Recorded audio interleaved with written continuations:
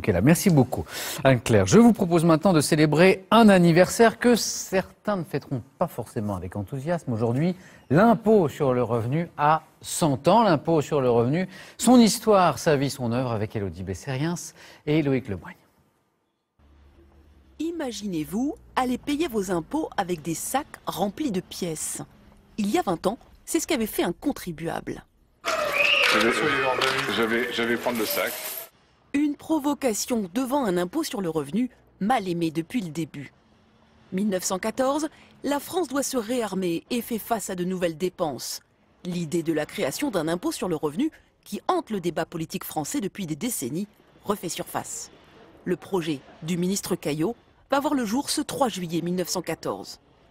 Les Français sont désormais obligés de déclarer ce qu'ils gagnent. La campagne de ceux qui s'y opposent est alors très virulente. Cet impôt sur le revenu a déchaîné les artistes, les graphistes, notamment Biercolès. Il montre le pauvre citoyen en train de cracher des pièces d'or sous le pressoir manœuvré par les personnels des finances et du fisc. Personne n'a vraiment accepté cet impôt et personne ne se rendait compte que c'était la porte ouverte à beaucoup d'autres choses.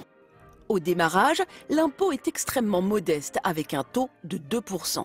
Mais très rapidement, il va augmenter. Après la Première Guerre mondiale, les besoins financiers ont explosé. Le taux maximum monte très rapidement à 40, 50, 65% à la fin des années 50. Aujourd'hui, il est de 45%. L'impôt sur le revenu français est un impôt mal aimé.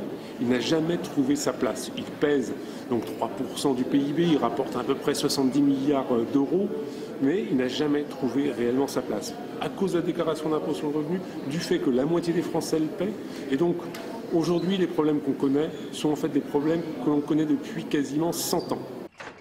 L'impôt sur le revenu fait beaucoup de bruit depuis 100 ans. Aujourd'hui, il est pourtant très marginal pour les finances publiques. Ses détracteurs le rappellent régulièrement. Il rapporte par exemple 2 fois moins que la TVA.